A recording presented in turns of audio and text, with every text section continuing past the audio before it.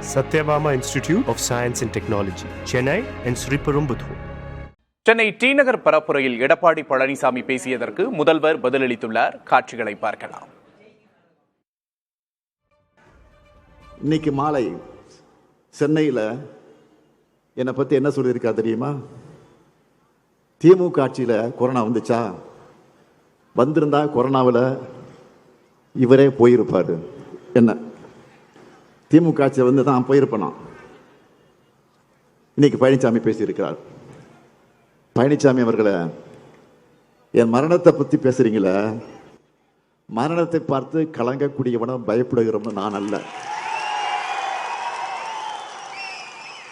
இந்த முத்துவேலு கருணாநிதி ஸ்டாலின் நான் 1971 நீங்க அரசியலுக்கு வர்றதுக்கு முன்னாடியே 23 வயசுல மிசாவில கைது செய்யப்பட்டு சிறை கொடுமைக்கு ஆளானவன் நான். ஓராண்டு கால நெஞ்சிரத்தோடு சிறையில் இருந்தவன் நான். பொது வாழ்க்கையில் எல்லாத்தையும் எதிர்கொண்டுதான் ஆகணும்னு எனக்கு சிறைக்கு அனுப்பி வைத்தவர் என்னுடைய ஆறுவீர் தலைவர், என்னுடைய தலைவர், என்னுடைய தந்தை கலைஞர் அவர்கள். கொடுஞ்சரின் கொடுமைக்கே பயப்படாத நான் இந்த கொரோனாவுக்கே பயப்பட போறேன்? கொரோனா மேல எல்லாரும் பெரும் அச்சத்தில் இருந்தப்பவே அதுக்கான பிபிஇ கூட அணிஞ்சுக்கிட்டு கொரோனா வாழ்வுக்குள்ள போனவன் தான் இந்த ஸ்டாலின்.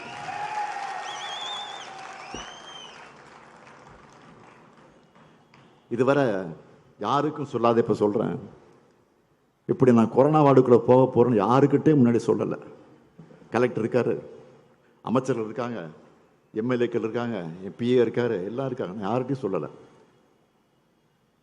இப்படி சொல்லாமல் போன காரணத்தில் என் மனைவி துர்காவதி இருக்காங்க பாருங்க, வருத்தப்பட்டு என்கிட்ட கோச்சிக்கிட்டு ஒரு வாரம் பேசவே இல்லை. சத்தியம். மக்களை காக்க எந்த அளவுக்கு துணிச்சலாக செல்லக்கூடியவன்.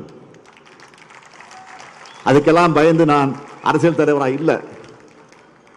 பழனிசாமியுடைய கீழ்த்தரமான பேச்சை கேட்ட பிறகு என்னுடைய வருத்தமெல்லாம் என்ன தெரியுமா?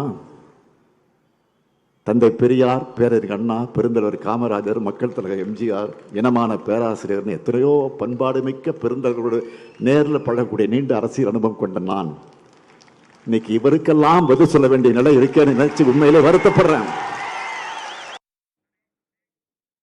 முதல்வரின் எதிர்வினையை பார்த்தோம். முன்னதாக எடப்பாடி பழனிசாமி தியாகராய நகரில் என்ன பேசினார் பார்க்கலாம்.